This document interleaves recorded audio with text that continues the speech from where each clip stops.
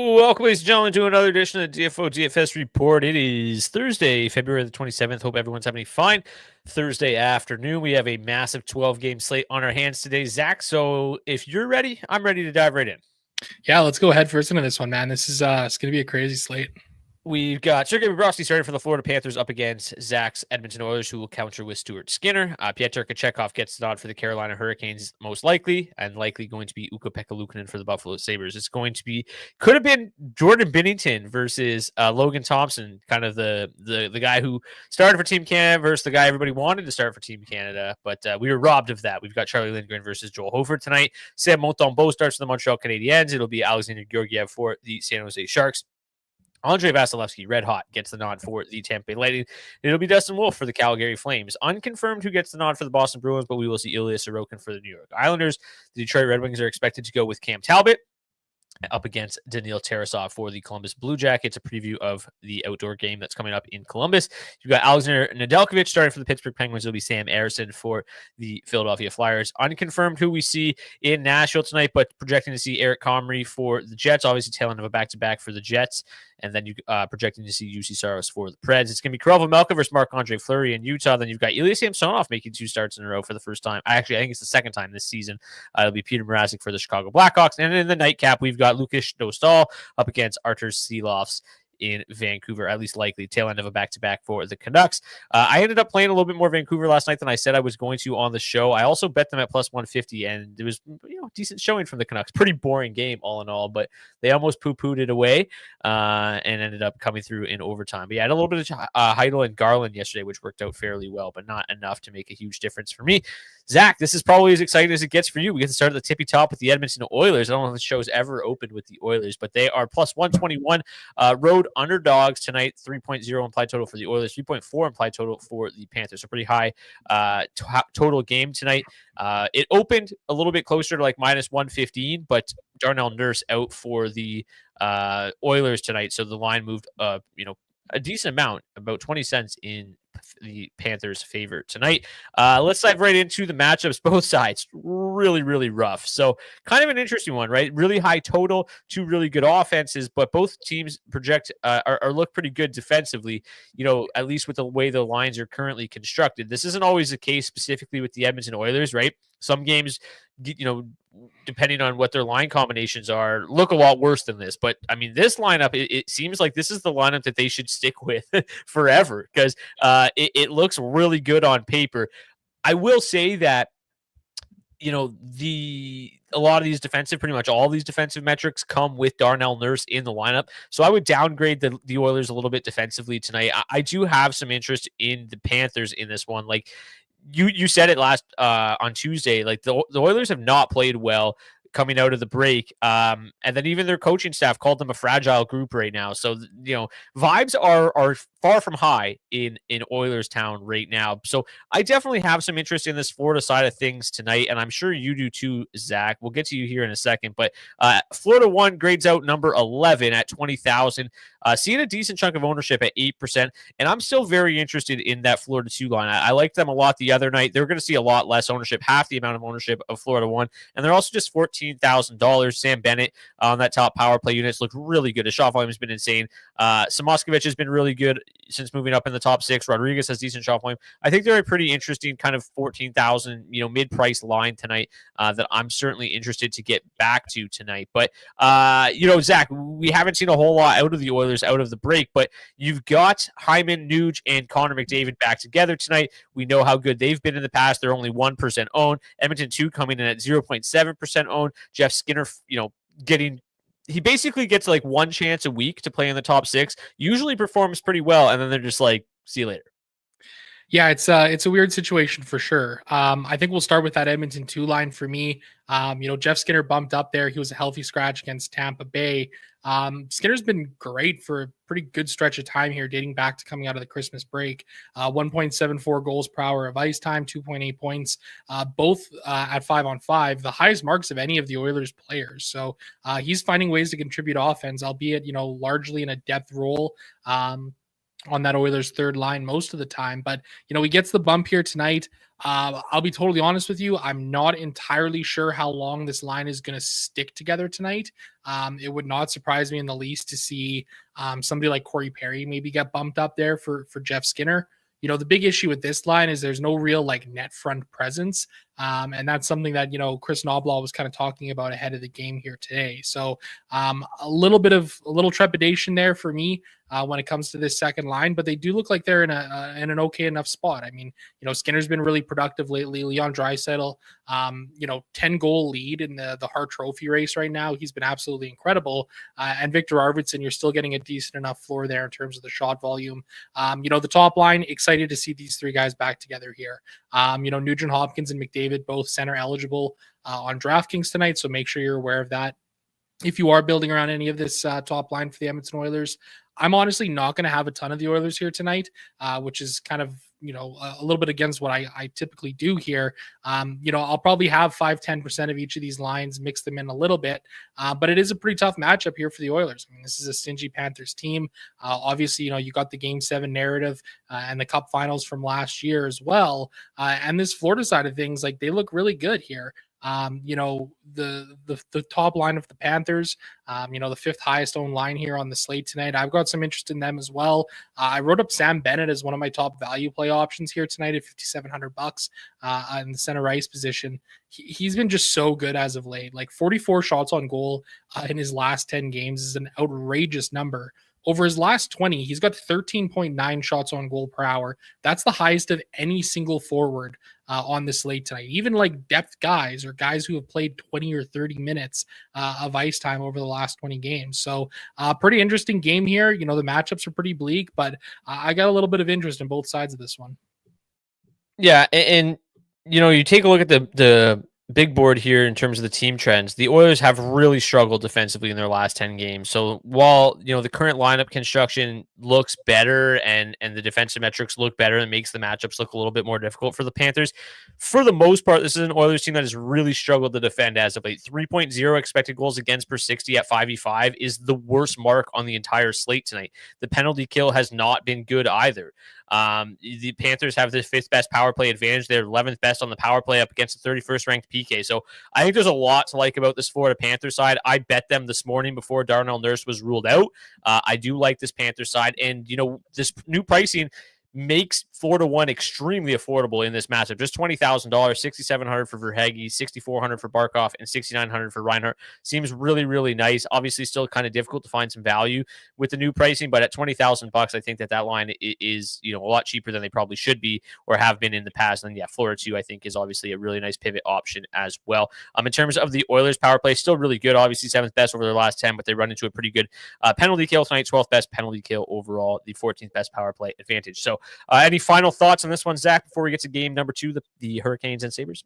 No, let's move it on. Pretty interesting one here between these two teams. Yeah, so speaking of games I bet on, I also bet on the Sabres this morning, plus 190. I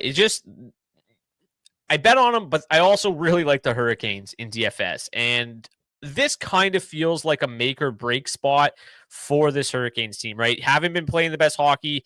The Rantanen experiment hasn't worked out great as of late. And then, they return to home ice tonight.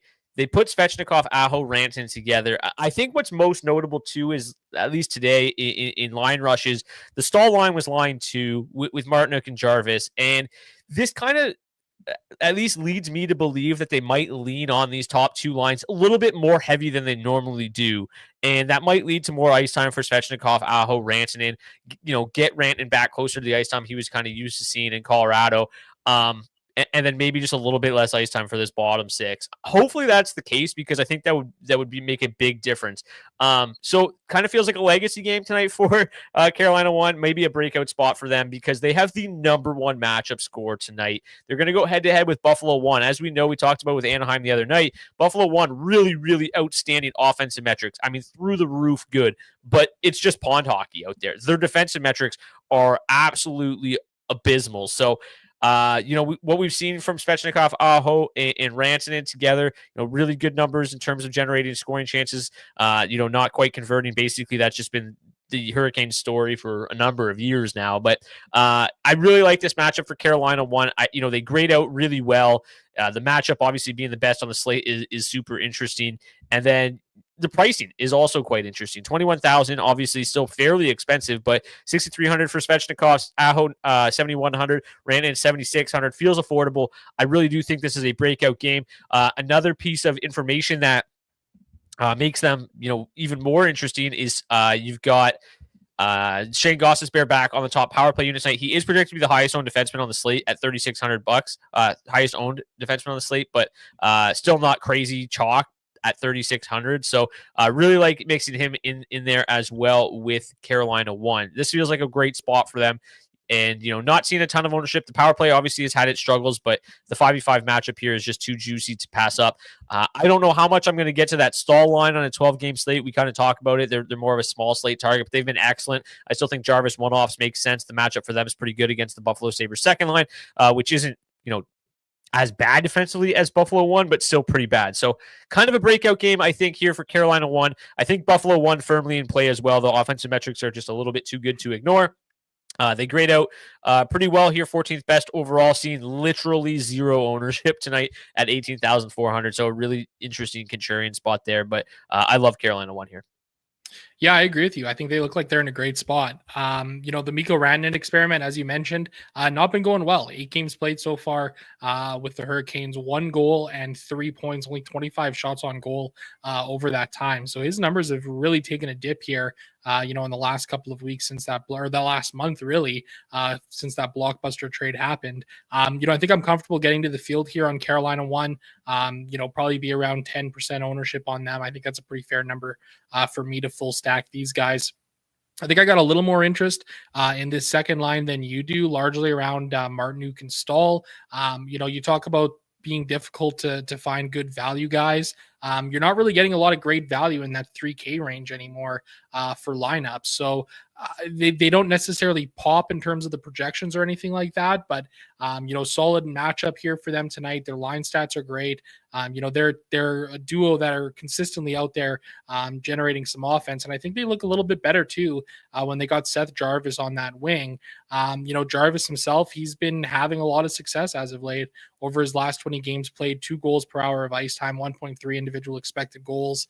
7.5 shots on goal per hour. You'd like to see a little more shot volume there, but I think that's a pretty fair line to target for me here tonight. This Buffalo side of thing, I think, is really interesting too. I mean, look at these metrics for that top line. It is absolutely incredible. 7.8 goals for per hour of ice time. They've been just absolutely on fire here as of late. And I think, you're literally getting them at like zero ownership here tonight. Like nobody is playing this Buffalo one line. So getting over the field is just playing any of these guys like in any lineup. And I think that's something that I'll be doing. I think I'm comfortable getting around 10-15% here of this Buffalo one trio and see if they can really kind of keep it up and keep the pedal down as they have as of late here.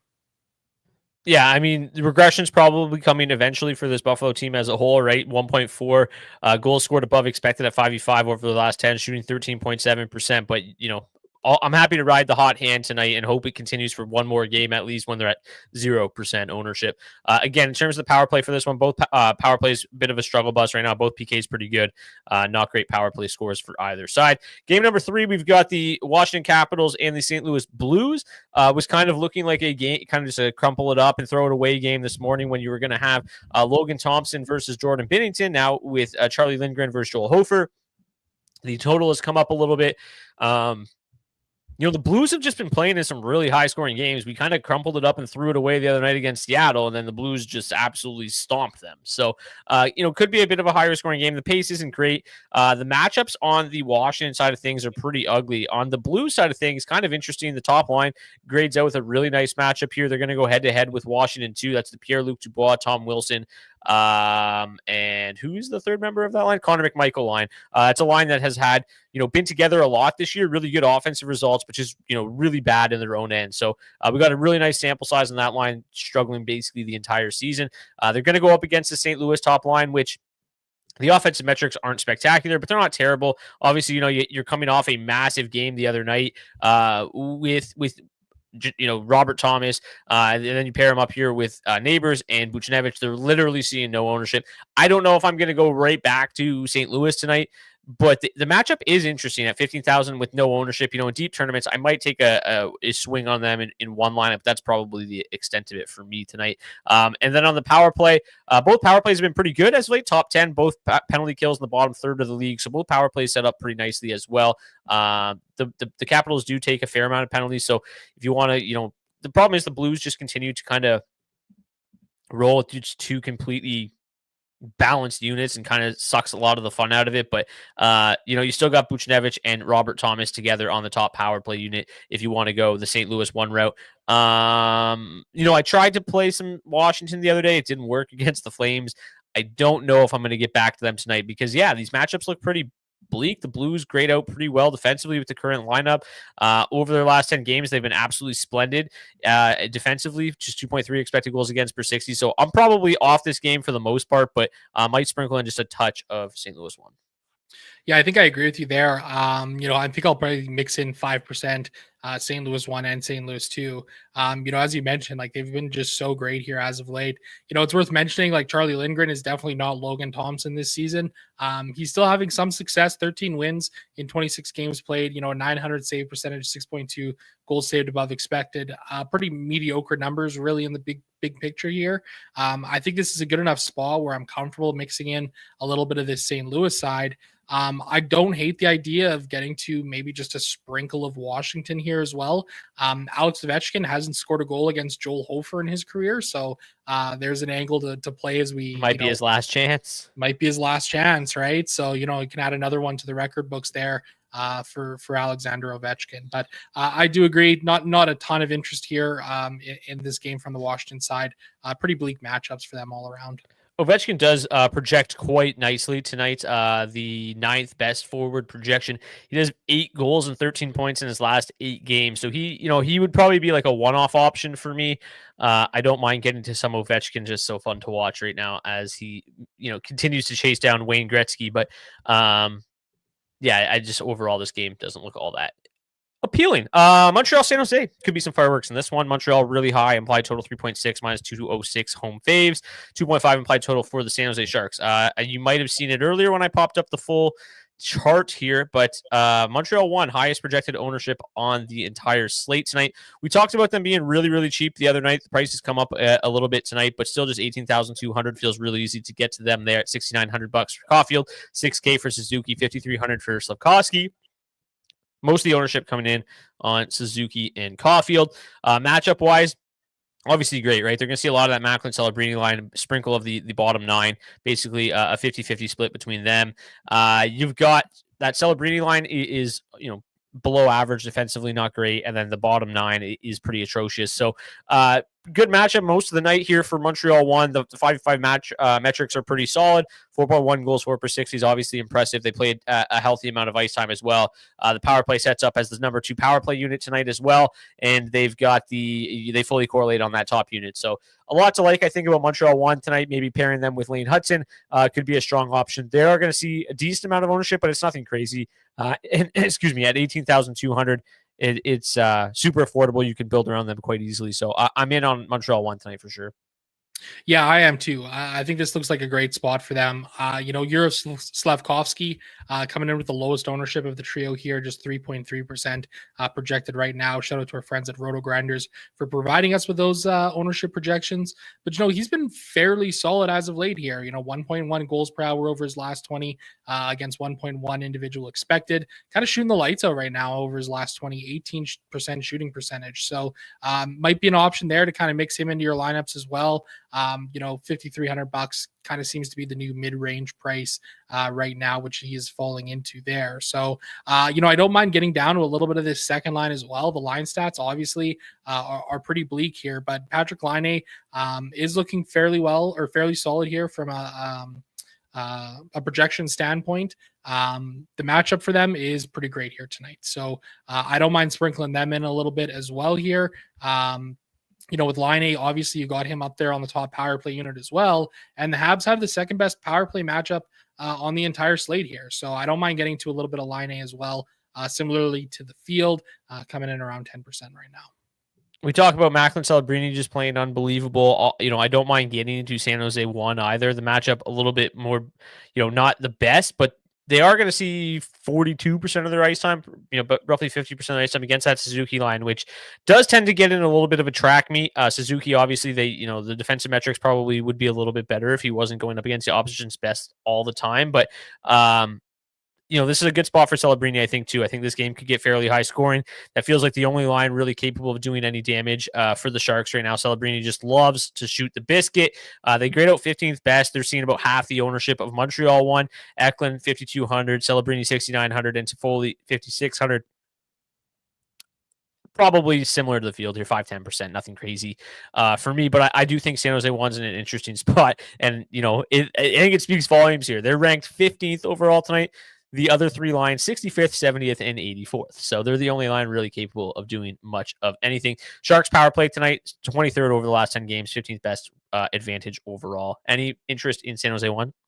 Yeah, definitely. One game these two teams played, actually just a couple of weeks ago on February 4th, 4-3 win for the Montreal Canadiens. But Macklin Celebrini, goal at 2 points, 4 shots on goal. Fairly solid night for him, 19.5 DraftKings points per game, or DraftKings points in that game over his last 10. He's been pretty solid here as well. 5 goals, 10 points, averaging 13.9 DraftKings points per game. A real solid floor with the shot volume from him, right? Over his last 20, 10.7 shots on goal per hour. Tyler Toffoli up there at a similar number as well. So I don't mind getting a little bit over the field here on San Jose. Just trying to get myself a little bit different from the field. I like them in this spot quite a bit. Montembeault's been good here as of late. Obviously, a huge performance from him against the Carolina Hurricanes a couple of days ago with that shutout performance. But going to be a little tough for him tonight with this top line playing pretty well for the Sharks. Yes, since February 1st, which is when Mikael Granlund got traded. It's only been 5 games, but 20 minutes, 30 seconds per game for Macklin Celebrini. 18 shots in 5 games during that stretch. So yeah, loving to shoot the puck. Playing north of 20 minutes a night is going to be huge for him moving forward.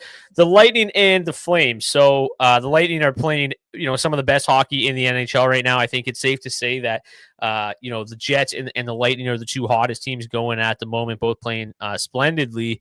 And I think where most of my interest comes in this game is Andrei Vasilevskiy. He's just been so good. I played him against the Oilers the other night, so there's no reason not to go back to him against the Flames this evening. He does grade out as the best goalie overall and the highest owned goalie, but at just 15%, it's not hard to get double the field there.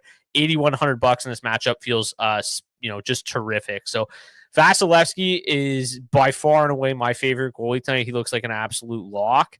And then, yeah, I love the Lightning tonight. Again, like we talk about it, the Flames just not quite the same team on the road.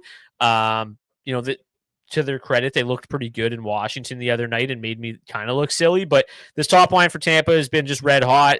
They grade out really well, one of the highest owned lines in the slate, but at 22,300, they're super expensive.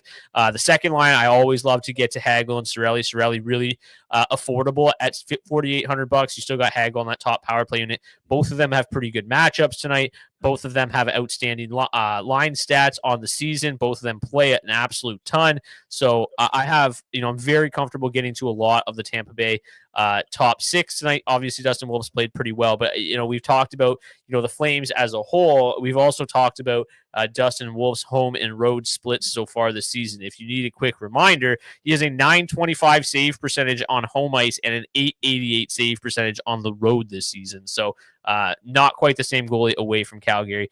I am happy to get to plenty of Tampa Bay tonight on the power play. Both power plays and penalty kills really kind of in a funk right now, but we know how much talent is on the Tampa Bay top power play unit. I'm not all that concerned there, and they do draw a fairly nice matchup tonight against the Flames PK that's 21st over the last 10 games. Yeah, absolutely. I'll be getting up over the field here on both of these top lines for the Lightning. Probably get up to around 15% for the top line, around 10 or 15% as well on that second line with that mini stack with Cirelli and Hagel. This seems like a great spot for them. I think he painted the picture very well there. Dustin Wolf, he's an exciting young goaltender here for the Calgary Flames, showing he can keep the Flames in some games. So long as that's happening on home ice and away from the Calgary Saddle Dome. It is just a completely different game. And the Flames as a whole are really that way as well. I mean, they're just a completely different team on the road than they are at home. So don't mind getting up over the field here. Obviously, we saw the performance from Brandon Hagel, at the Four Nations, but the same with Jake Gensel too, man. Like, he was excellent for that American side there. And he's kind of getting overlooked a little bit here tonight, projected for only 6.2% ownership right now. So it wouldn't surprise me to see that number come up a little bit, but when you got Braden Point up there at $6,500, I can understand why people are flocking a little more towards Point and Kucherov than they are to Gensel on this side. The Calgary side of things, I just don't see any reason to get there tonight. I think if you maybe were looking for some value options, Connor Zary at $3,600 might be okay there. Some good shot volume as of late from him, 8.5 shots on goal per hour over his last 20 games, but he's only played a couple of games over that 20-game stretch for the Flames. So not a huge sample size or anything like that, but funny enough, 2 games played against the Lightning in his career, he's got 2 goals. So who knows? If the Flames score a goal tonight, maybe it comes off of Zari's stick. Andrei Vasilevsky's last 12 games, 9-2-1 with a 940 save percentage. That's pretty good. Pretty good. Pretty good. Okay, let's get to the Bruins and the Islanders. Basically a toss-up here in Boston tonight. The Islanders the other night, what did Sorokin give up? Like 5 goals on 10 shots? It was outrageous, but he's back between the pipes tonight for the Bruins, or for the Islanders against the Bruins. You talked about liking Boston 1 the other night, and it actually worked out pretty well against the Leafs. They got off to a hot start, scored the first couple goals. They ended up losing that game, but from a DFS standpoint, Boston 1 looked pretty good. Matchup for them, they're going to see a lot of the Brock Nelson line tonight. The Brock Nelson line has struggled defensively with Simon Holmstrom and Kyle Palmieri on his wings, dating back to last season. So pretty good matchup there for Boston 1. They also play an absolute ton. They also fully correlate on the top power play. Actually, no, they don't fully correlate, but they correlate with, I think it's Geeky and Pasternak, if I recall correctly. Let me just double check. I don't want to misspeak here. You've got Geeky and you've got Pasternak there together. And Mason Lohrei is an absolute. I mentioned him the last time the Bruins played as, I didn't like the Bruins as a stacking option, but I like Lohrei and Nikita Zadorov as value options on the blue line. Lohrei specifically, 10 shots in 2 games with Charlie McAvoy out. He's playing big minutes. He's been a power play producer all season. I really like Lohrei tonight. I think he's 4K. So like a Geeky Pasternak Lohrei stack is definitely one that's in the cards tonight. I do think that Boston too represents a reasonable amount of value tonight as well. They're obviously, the upside is not nearly as great as the top line, but Boston 1 grades out second best overall, really not seeing all that much ownership at just 4.2%. Boston 2 grades out 12th best, and they're pretty cheap as well, with Marchand at 5,500 and Lindholm at 54. Again, the ceiling's not great, but the matchup's solid. They grade out well. They play a bunch. If you wanted to get really different, I don't hate that option, but I much prefer, obviously, the Geeky Pasternak stack. If you want to include Zach, I think that's fine. I just think that there's much better options at center tonight. He just hasn't been all that productive, and without the top power play unit, I think his upside's capped a little bit, but if you want a full stack him, it's just 19,800. I was off the other night, but I do think that this is a pretty good spot for them tonight. What about you? Yeah, I definitely agree. You take a look at it, and they're the second best line to target overall on the slate behind the Winnipeg Jets top line. They're only seeing 4.2% ownership here in a game that's got a, surprisingly high pace score to it as well, 99.3 pace score. You don't really think of games between the Boston Bruins and New York Islanders as kind of being a higher flying game. But when you take a look at the line stats for the top sixes of both of these sides, both of them are generating, a fair amount of offense and offensive chances as of late here. So, the big thing about Boston 1 for me is just the amount of time on ice that they're seeing, right? Expected to see 34% of the ice time. I think that's the highest of any line on the slate here tonight. So they're going to be getting a lot of opportunities out there here tonight in what looks like a really good spot for them. Strong matchup score. And you mentioned their ways to generate offense. They've been doing so consistently. So I have no problem getting up over the field here. David Pasternak, I believe, is the highest or the most expensive player on the slate as a whole here.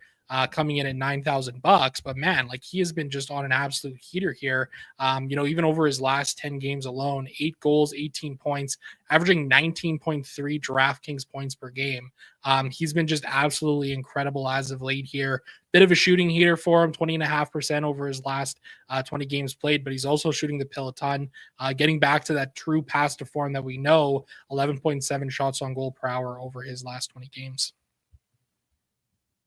I was trying to look up here. The Bruins are, in their last 10 games, in terms of goals for and against, both these two teams are in the top 10 or tied for the top 10 in terms of goals for and against. So they've both been involved in some high scoring games, giving up a little bit more than they're scoring, each of them, but still averaging 2.9 goals for and 3.2 goals against per game over their last 10.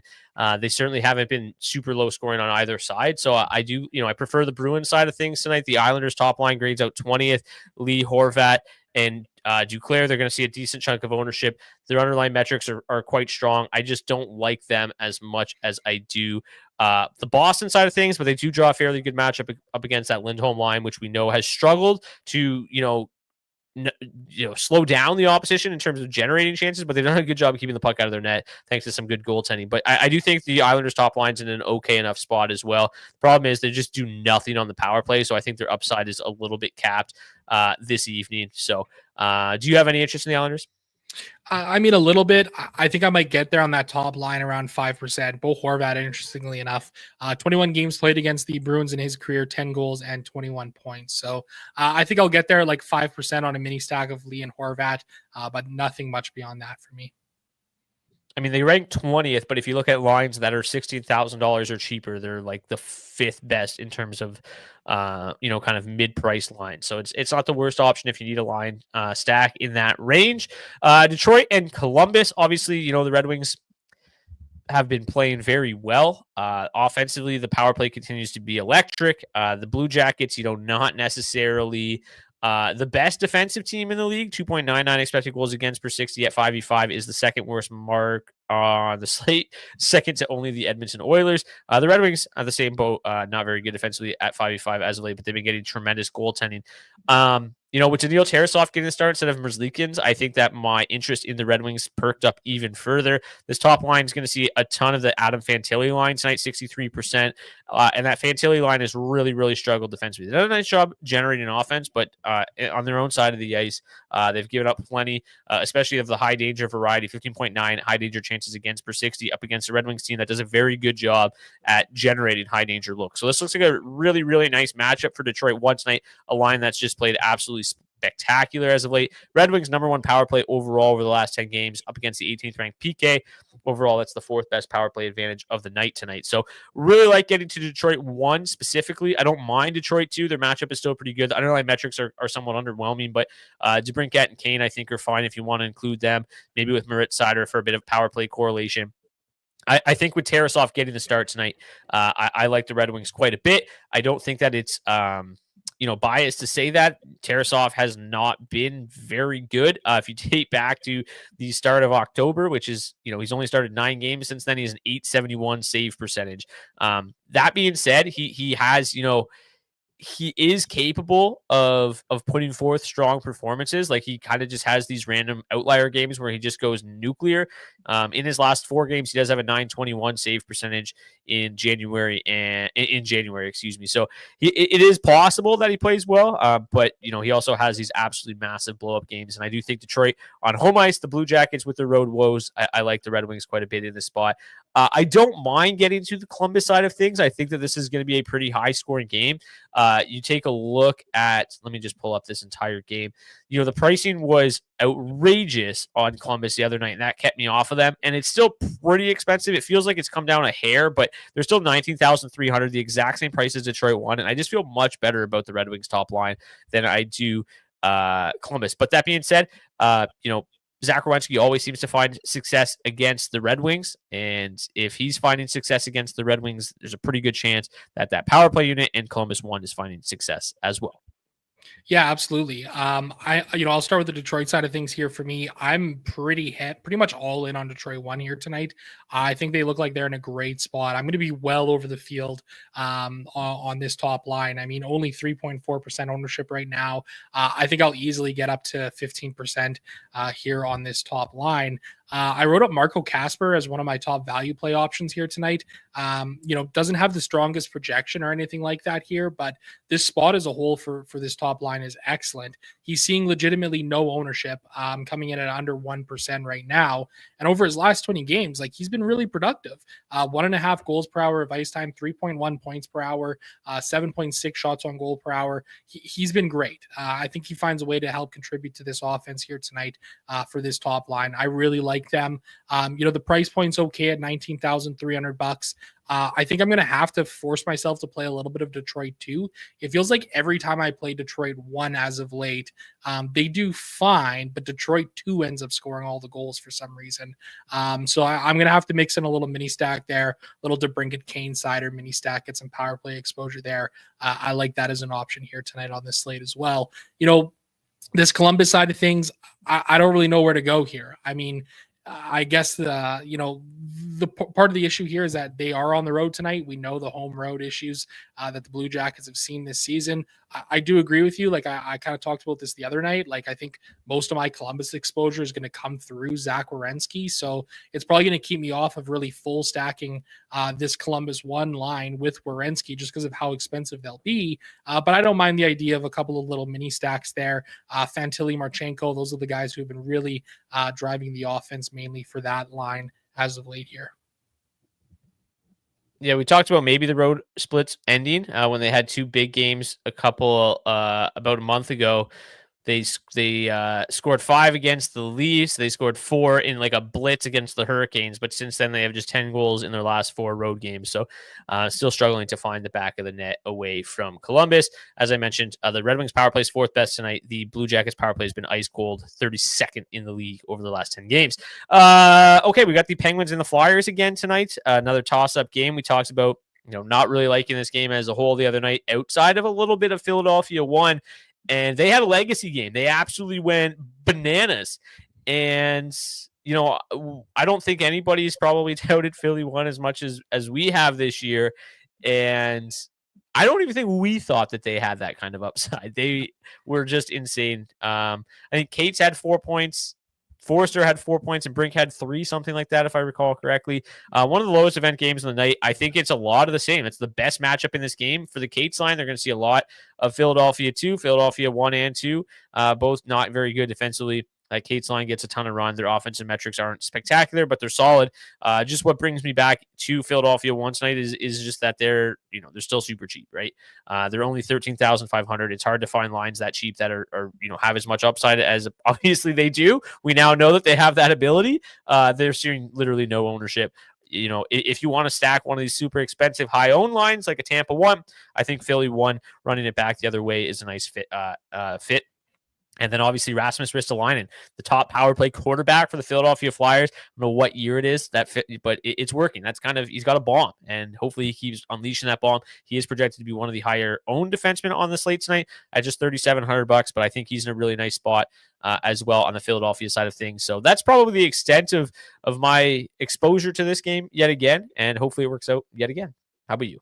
Yeah, I definitely am going to be getting to Philadelphia 1 here. I touted them the other day, and I didn't play them in a single lineup in my 20 max. I got a little flustered, a little busy, and I had to panic build, and I just overlooked them. And I was kicking myself afterwards. Like we were texting about it. I was so pissed because that top line went off for 80 DraftKings points. Bobby Brink, a goal and 3 assists. Noah Cates, 2 goals and an assist. Tyson Forrester, a goal and 2 assists. I was absolutely kicking myself because of how much we've talked about this line all season long. So back to the well here tonight for me on the Philadelphia 1 train. I am going to be playing them. I'll be making sure to mix them into some lineups, 10 or 15%.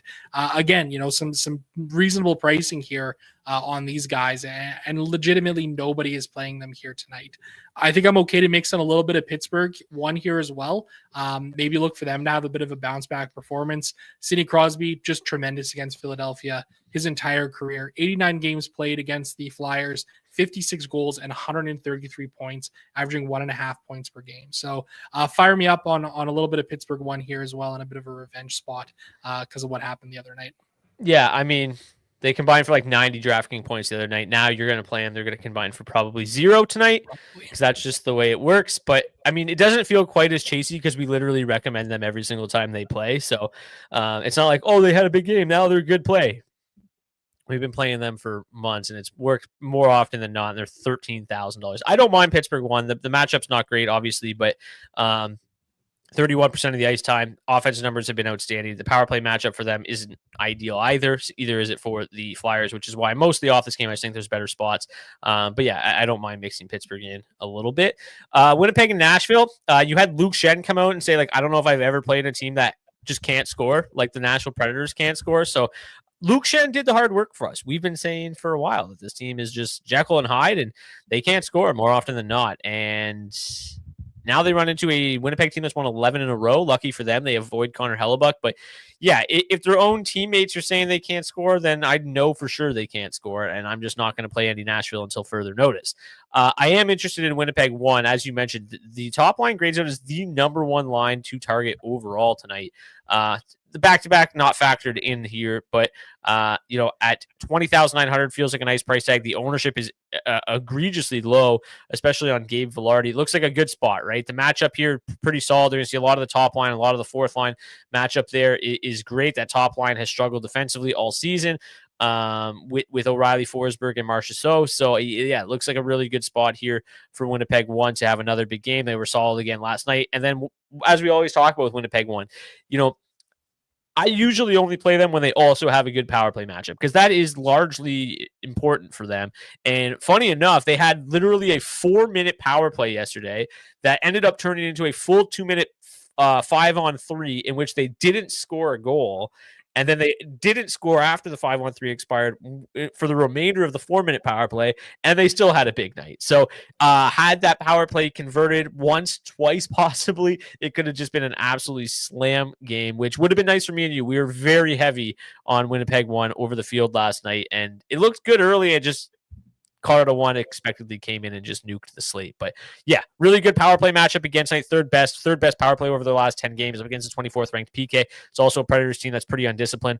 Absolutely love Winnipeg one tonight. And I've been touting Winnipeg two a lot lately. I think I'm comfortable getting back to them again tonight just because literally nobody's playing them. So in a 20 max, in a deep tournament, we've seen a lot of strong play out of Ehlers, Perfetti, and even Nemestikov as of lately. I like them a lot better on a small slate when they're not seeing ownership, but I'll probably have them in a lineup tonight just because literally it looks like no one is going to play them. So if they have a 2-3 goal game, then I'm in.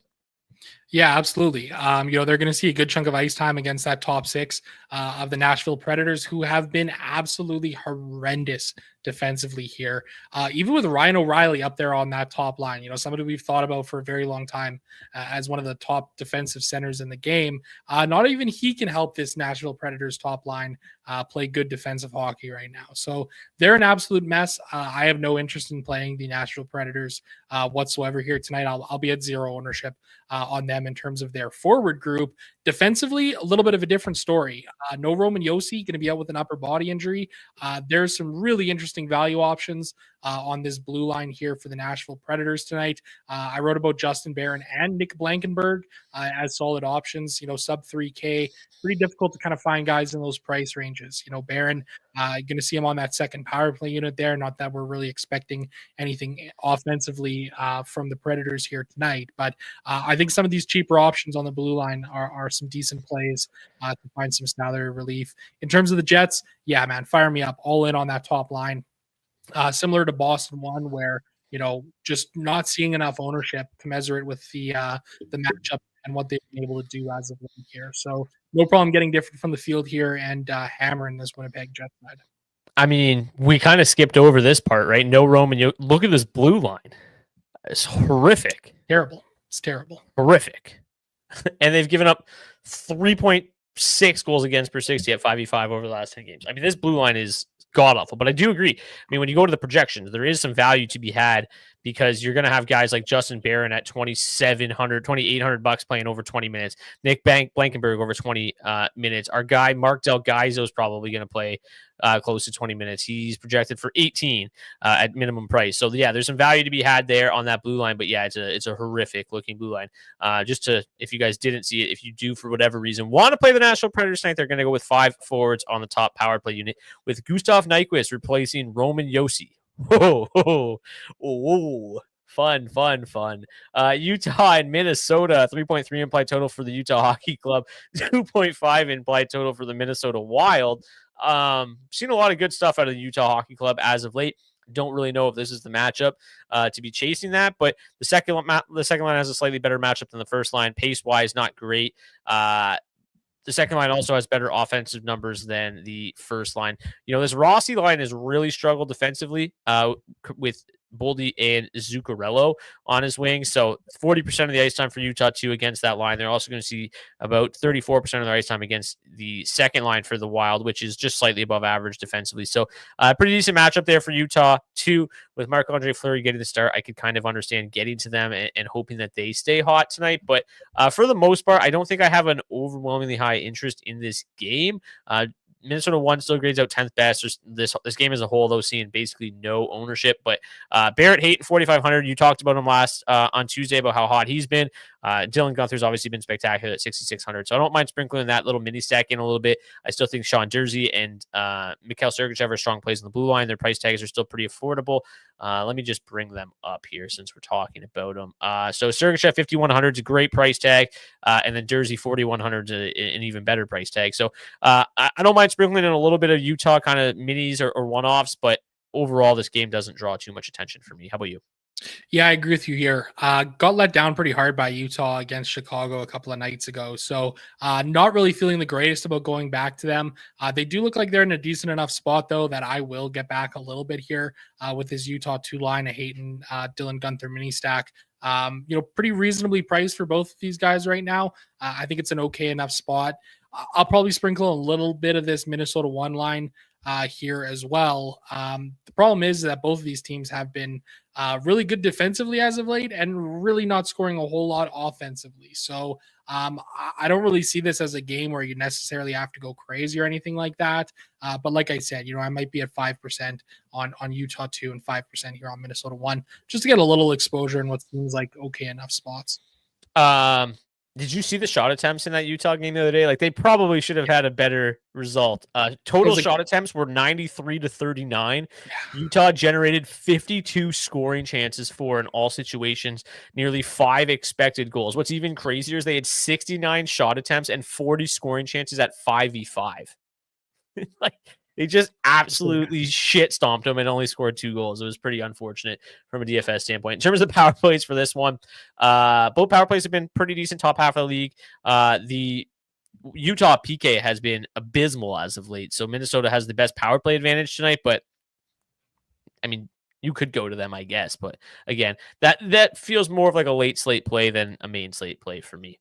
Vegas and Chicago. This game is going to draw a ton of attention on the Vegas side for obvious reasons. And they did us a favor with the line combinations at the morning skate. You're going to have Brandon Saad up there with Eichel and Mark Stone. We saw already last game on Tuesday, I played quite a bit of Brett Howden, Brandon Saad, and Mark Stone because that Howden, Saad, Stone trio had produced some pretty solid numbers at 5v5, and now you get Jack Eichel instead of Brett Howden, and maybe they've found something here with the Saad and Stone combo.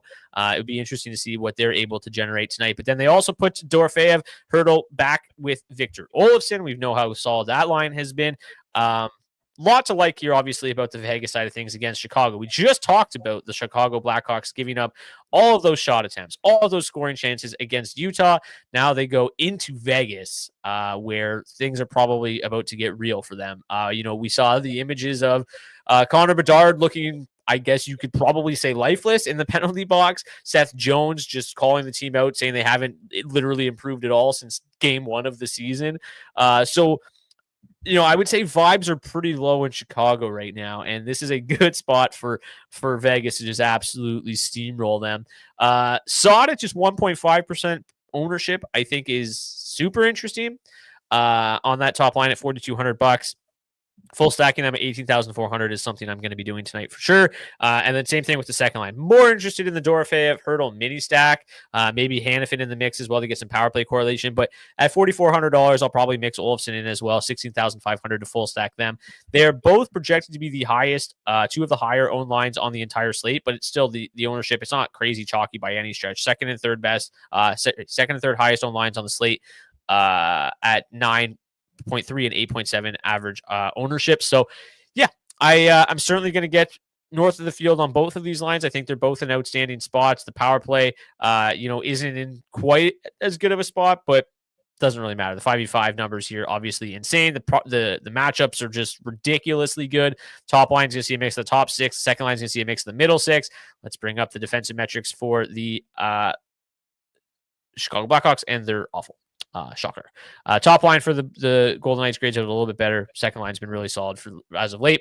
And fire me up. How about you? Yeah, I agree with you. Pretty easy to get to the Vegas Golden Knights here tonight. The ownership is pretty reasonable. It really feels like on such a big slate here. Pretty easy to get to 10 or 15% of both Vegas 1 and Vegas 2 here on this slate tonight. I'll probably be at 15% for each of them here and really try and take advantage of this spot.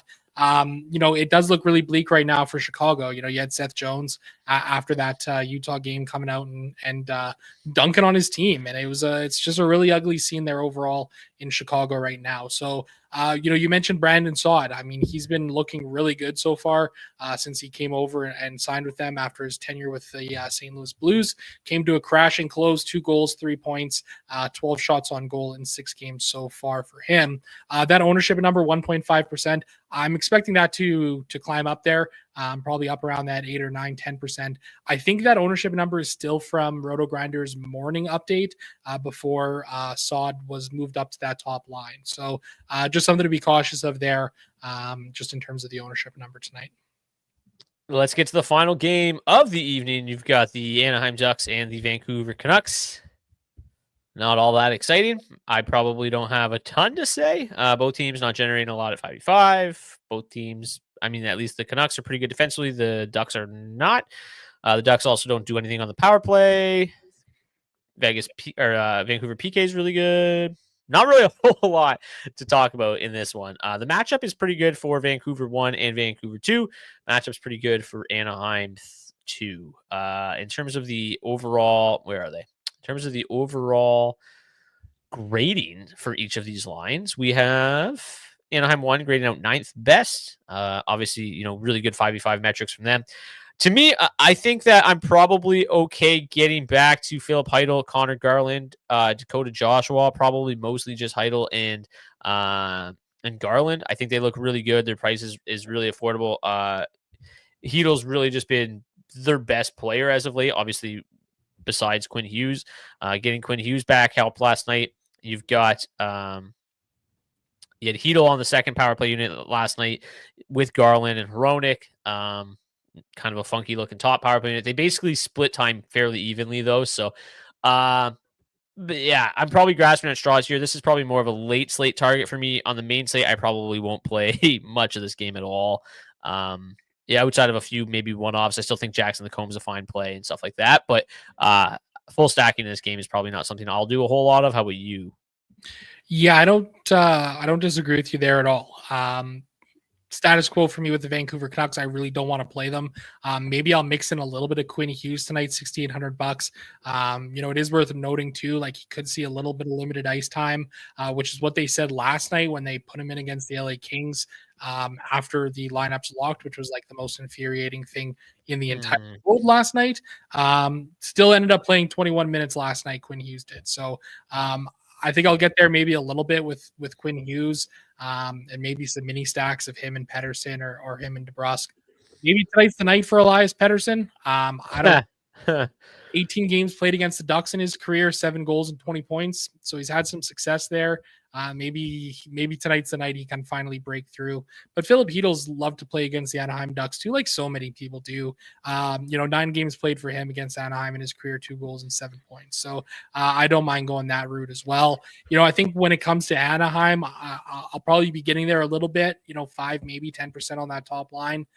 Does feel a little bit better as a late slate play, but it's likely going to be Archer Seelovs in the crease for the Vancouver Canucks. And he has been terrible this season. 8 games played in the NHL, just 1 win, 862 save percentage, negative 6.7 goals saved above expected.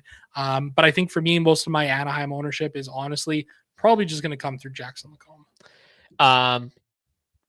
In fairness, Seelovs did look better the other day, but yeah, he's been mostly bad.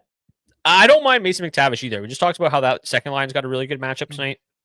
They're going to see a lot of Vancouver 3 pretty bad defensive metrics. He's got 11 points, including 8 goals in his last 13 games. Still in that top power play unit. I played a little bit of McTavish and Lacombe mini stacks the other night. I think I'll probably get back to that again tonight.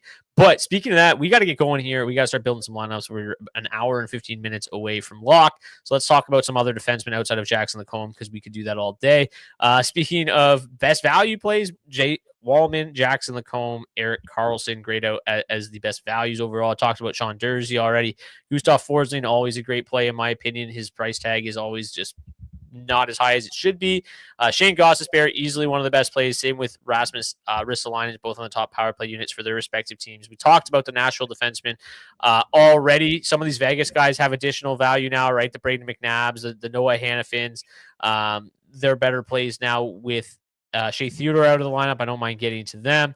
Maybe some of these cheaper Edmonton defensemen, maybe Matthias Ekholm sees a little bit more ice time tonight. Maybe John Klingberg. He's obviously going to see a little bit more second power play unit ice time, which means basically nothing.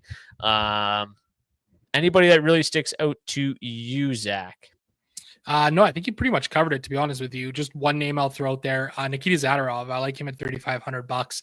The Islanders have, I think it was the 3rd most shots for per hour in all situations over the last 10 games. So they've been firing the puck a lot, and Zadorov has been just blocking a ton of pills as of late. Yeah. Him, like, in terms of like my 3 favorites, it's probably 3 of the chalkier guys. Like Gostisbehere looks great.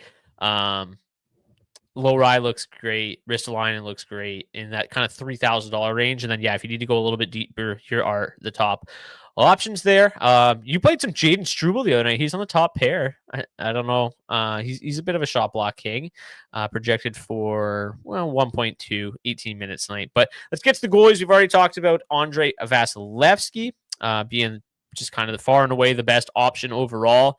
After him, it does start to get a little dicey, which is why he feels like the best option on the slate by a wide margin, because I don't know really where else to go. Like Jeremy Swayman, maybe, but like I would rather just pay $200 more.